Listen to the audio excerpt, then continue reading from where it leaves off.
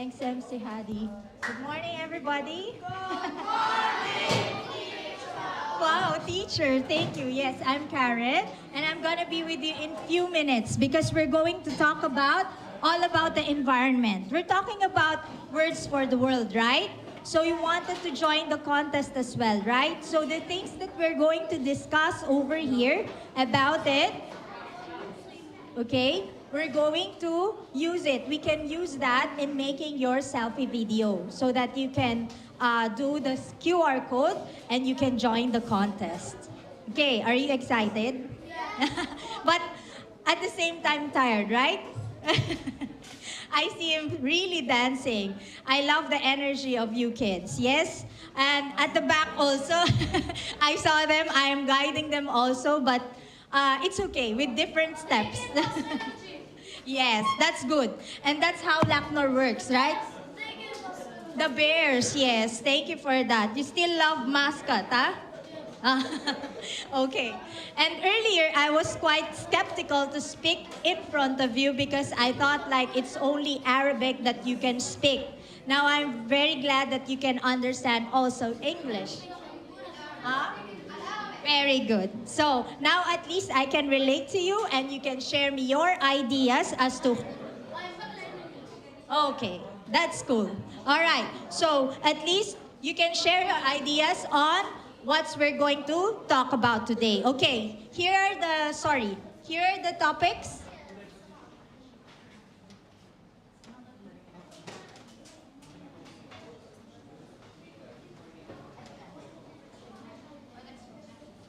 Okay, so we're going to talk about environment protection.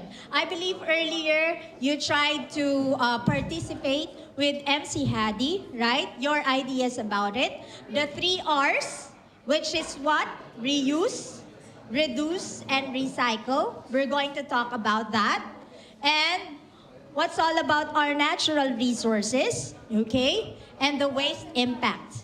Okay? The last one, we'll try to check if we can still have the activity. Or if not, of course, you can do it at home because doing all these things that we're going to discuss is also a fun activity if you're going to participate in it. Okay. So first off, I think that in science you talk about natural resources, right? Okay. What is natural resources all about? Who can give me an idea? Okay, I'll come to you. Okay, here.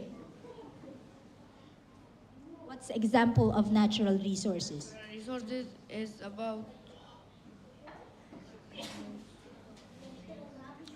land, water, trees, animals, minerals, soil, fruit are example of natural resources. Wow, great. Yes, that's true. Because these natural resources, right, like these examples that we've got, you know, they came out from our nature, from our Mother Earth.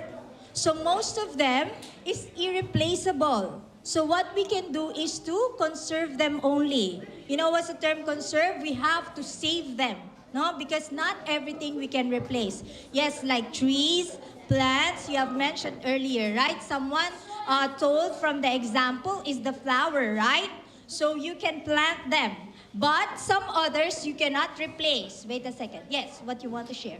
Ah, many natural resources cannot be replaced, and there are therefore very valuable. Yes, very good. Very valuable because later on, in the end, if we don't know how to take care of it, as an end user, will be affected, right? Because we too are the ones who's doing sometimes bad practices towards our natural resources. Okay, so who loves here going to the beach? Who loves to dive in the ocean, in the pool? But pool is just man-made. So, like the beach, the rivers, right? Yes. Those are the things that we need to take care of. Otherwise, later on, you won't be able to enjoy them, right? Even the marine life will get destroyed. All right. So, from these natural resources, you can see that there are products that can be produced. All right. The first one is trees. What do you think can be the product of trees? What could be the product of trees? Can get some plants, can get some wood, but some places and get some wood and get some lettuce, can find animals, can feed animals, get a lot of animals, and you can build the animal population for the world and get in the world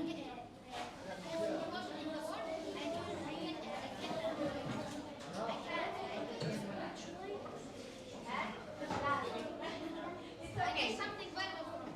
Okay. Like Food for them, right? coffee. Uh-uh. The most expensive one, they feed it to an elephant, to a type of elephant, and then they get it. Okay, like the tablet of it. Yes, thank you so much. Did you hear his example? Though it's a bit long, yes, that's true. Trees, we can get food out of it also, right? If there are fruit-bearing trees, right, of course. And then they can be fed to the animals also if we're planting something like the grass. You know, this is very important. But mainly the example which is highlighted over here is the paper and furniture. Okay, I'll come to the next one. The plants and animals. What could be the product out of it? Animals, Yes, plants and animals. like a cow, give us milk. Yes, very good. No, plants and animals, not trees. Yeah. Yes, very good. But now we talk about the second one. Okay. Plants, animals, and plants give us food. Yes. Eat the cow. Very good. Okay, yes, that's true. You see, you can give more examples out of your observations in the environment, right? Like the honey, no? These bees can work together and form honey, right? That's true. Your classmate over here told also from the cow, like from the Lackner, right? Barn. Yes, they make milk, and then later on, this farmer can have that milk, right? Very good. What else is there? We've got the coal, natural gas, and oil. What could be the end product of that? Gas, oil, coal to light up the fire. Okay, very good. It produces fire or heat. It also produces power and light, right? So there are some examples earlier, no? That turning off lights is needed so that we can save our energy, right? Because too much carbon dioxide emission causes also climate change. Okay, you wanted to add something?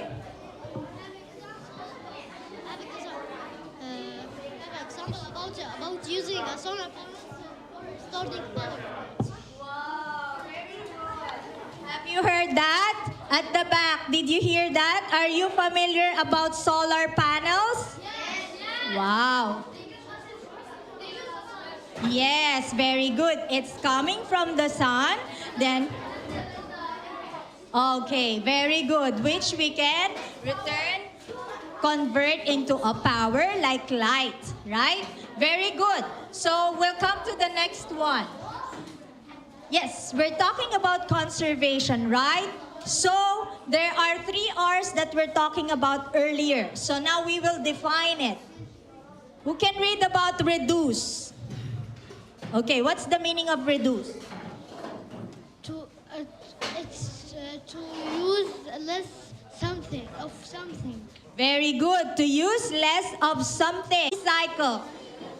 It's a way to make something new from something that has been used before. Wow, very good. So if you understood the definitions of this, are you guys twins? Oh, that's that's why you look alike. Okay, I will call you later, ha? You both need to give me an example of recycling. So have it in mind now. Think about it, how we can recycle. Okay, since we finished the definition already, okay, we'll go how to implement it. Okay, so why is it so that it is important for the 3 R's to be implemented or to put into action? What do you think so? What are the 3 R's again?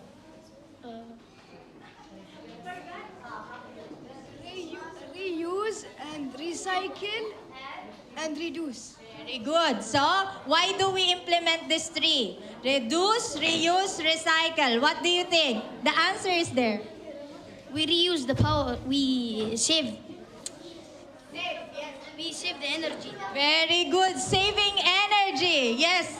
I want to call at the back. So what are the other reasons? This young man over here. Yes. What another reason to implement 3 R's?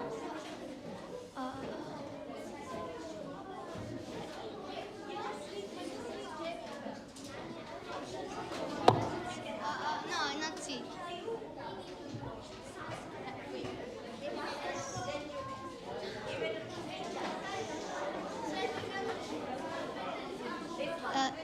Saving English.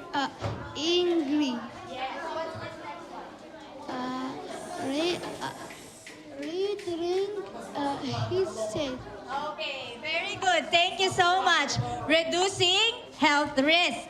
Yes? So, because until now we are still suffering from COVID-19, right? But now I don't see anybody here wearing mask. But before, we have to use mask, right? Yeah. Almost gone. It means to say that your immunity is working properly, no? You're very strong. Okay, wait a second. Now we will give this chance, this young man. Telling something. Okay. Saving energy.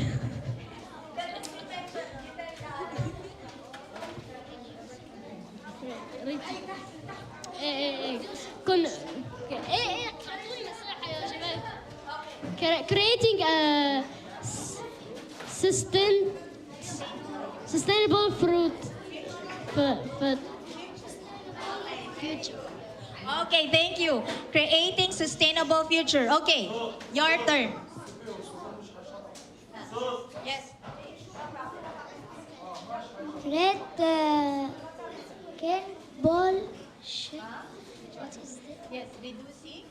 Reducing pollution. Wow, very good. So reducing pollution, that's one of the implementations that we need to do. And of course, conserving our natural resources. Now, we'll go to the 3 R's one by one. And I want you all to participate in this because you will use that in making your selfie video, okay? And you have to keep in mind now, what could be the best idea in doing the 3 R's? All right. The first one is, how do we reduce? Okay. What's your example?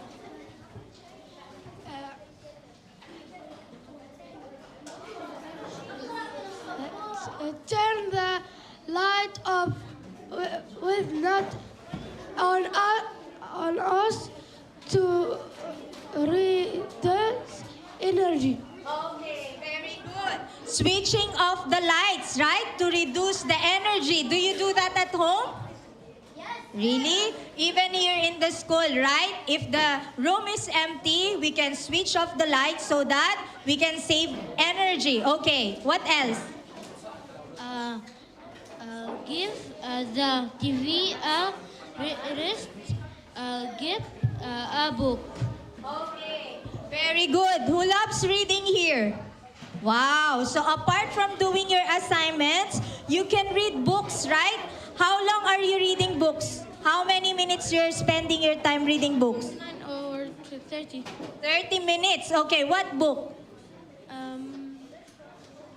What book you read? Any? You forgot? What's your favorite subject? English. English. So maybe English book? Facebook. Okay, very good. So reading books instead of playing with your tablets, playing with your what? PlayStation, no? Shorten your time from there and spend your time in reading. Anyway, in reading, you will be able to exercise your brain, right? It will add more, yes, you will add more vocabularies in your brain. Okay, what is it? Turn off the water when brushing teeth. Okay, very good. Another example is turning off the water while brushing our teeth. Because water is very precious, right? Here in the desert, you cannot immediately find water. So, we as ambassadors of saving the planet, right? We need to do something about it. We don't waste water. Yes. What's the other example? Use eco-friendly shopping bags. Okay, very good. So, are you using bags? Eco-friendly bags? When you do shopping? Okay. Or maybe plastic. Too much plastic. Okay, so we'll be giving out later this one. This is an example of an eco bag. You will receive it later.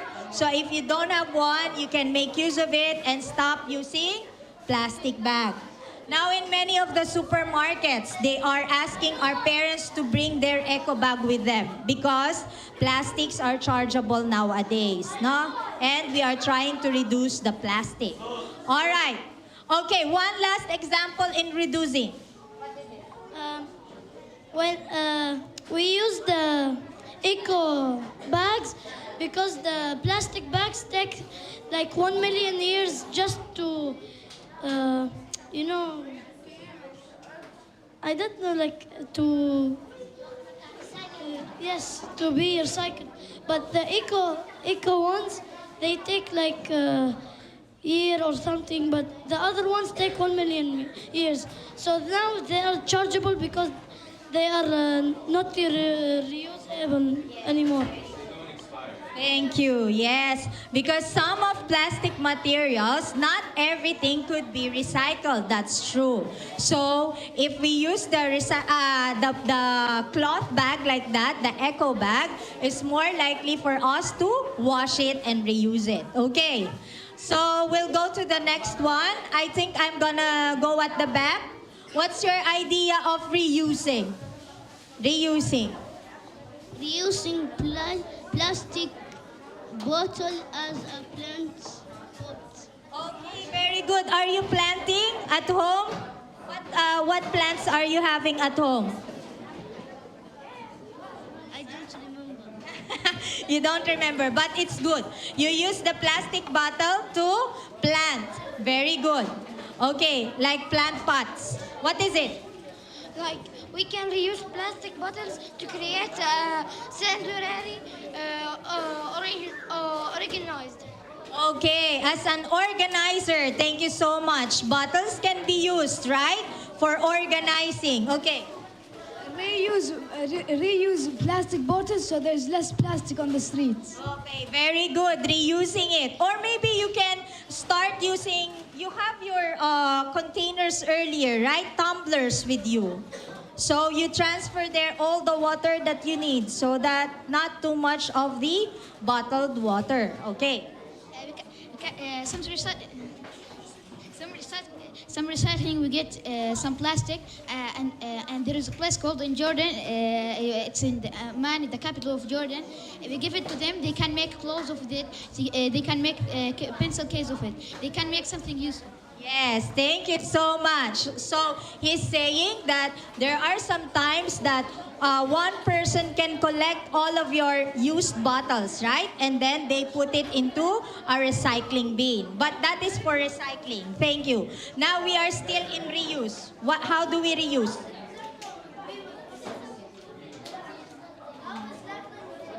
Use this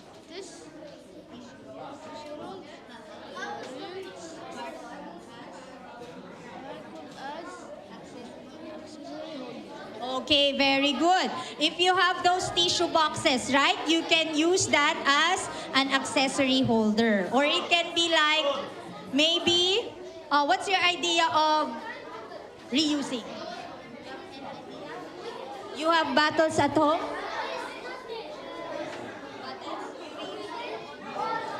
Yeah. Yes. What do you do with them?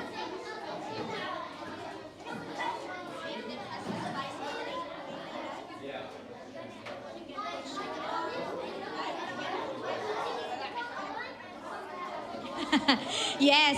So one of your classmates over here said that even the bottles you can reuse, right? You can put your spices at home, like pepper, no? Sugar, coffee maybe, so you don't have to buy another one. Okay, we're going to these twins. They will give us an example in recycling. Okay, how do we recycle? Plastic bottles. Okay, plastic bottles are recyclable. Very good. So, long before I've seen here in UAE, they have some like areas where you can put your bottles to be recycled immediately. Usually, they place it in the petrol pump because that is their program in saving the environment. We don't clutter, right? We pick them up. Now, another one, what could be recycled? E-waste, yes. So, we only need to buy something that we really needed. Don't buy too much of your gadgets and then later on, you are just destroying it. Okay, another example could be batteries, right? If you have batteries at home, you can put them together and throw it in a proper bin. Okay. Plastic bottle. Yes, plastic bottles. Yes, it's recyclable. Okay. Aluminum cans.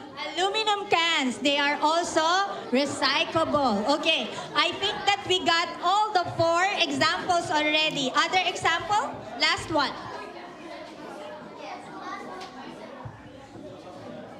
When you're done when you're done drinking with a can, you can use it to make like something good, like cool. Could be. All right. The last one. Paper and cardboard. Yes, paper and cardboard. Yes, because we have shredder machine for that, so we can recycle them. Okay. Now, there are some items that cannot be recycled also. One example is like the plastic bag that your classmate have mentioned because there are materials that is not recyclable. And it's true, it cannot be it will just clutter in our earth if this happens. Now, glass containers also, no, it cannot be recycled. So it's under the reuse. If you clean them up, then you can reuse them as organizers as well and containers. Okay, food. Can we recycle food?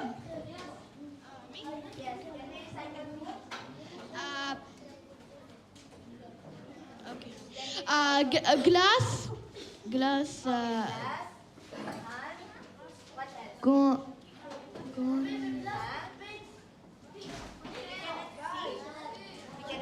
Okay, it's okay. So, glass containers, it cannot be.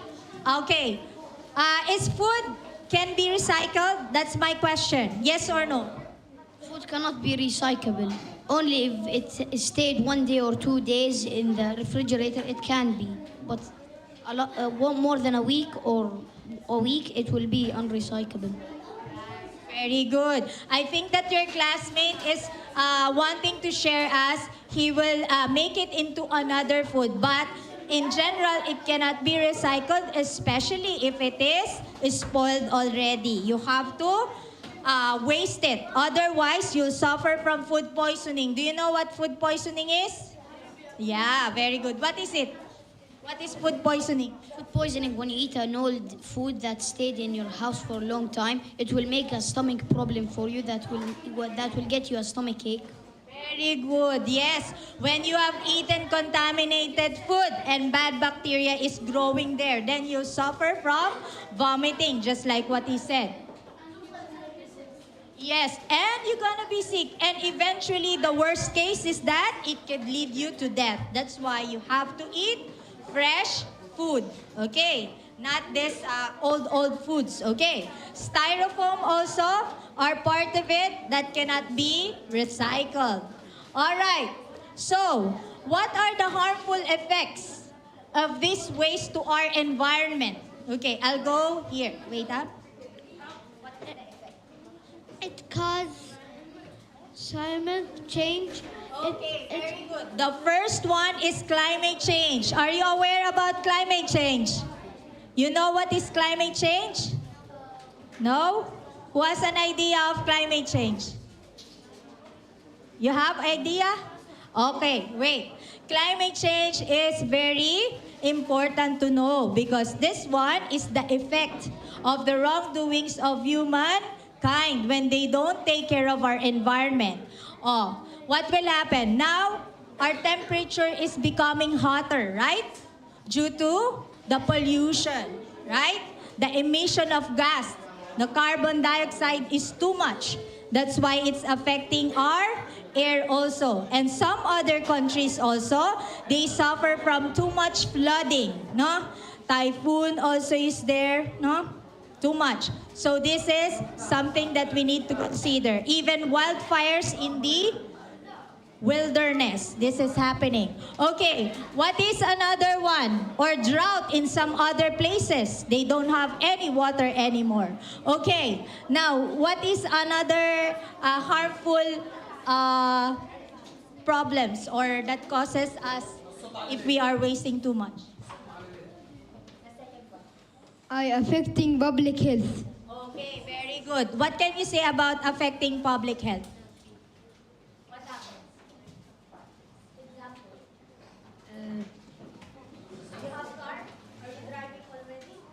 No. Not yet. Okay. But maybe your daddy is driving a car already, right? So these cars can also cause a problem if that is too much causing pollution, right? We cannot breathe properly. So you can see it can contaminate our air. There is a contamination of soil and there is water. So that's why our part to take care of our earth is very important, okay? Because it gives impact also to animals and marine life. Okay. The gas cars, it's better to have not gas because Tesla is better because it doesn't like make the air dirty. So the gas cars they can make the air dirty and then we smell it. So we will like have virus in our body. Okay. Then we have a popular Thank you. right? So he is very specific with the brand of his car, ah? Tesla, because this one is what? Chargeable ones, right? It's not using gas.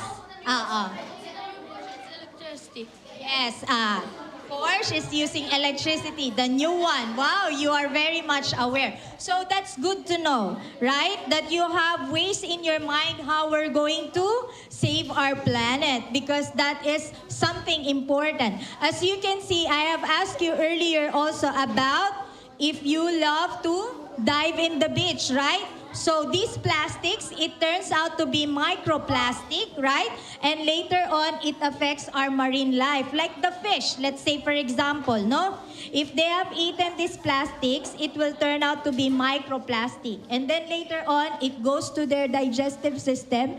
And when the fishermen will catch them, and then we will cook them, in the end, we will be the one who is affected because we're going to eat the microplastics already. So of course, you don't like it, right? We need to save our planet. Okay, now, I think that we are ending our workshop right now. So once again, what are the 3 R's? Can you say it? Say it aloud, all of you. Okay, reduce, reuse, and recycle. Okay, so I hope that you are going to use it and give examples in your video as to how you're going to save our environment so that you can join our contest.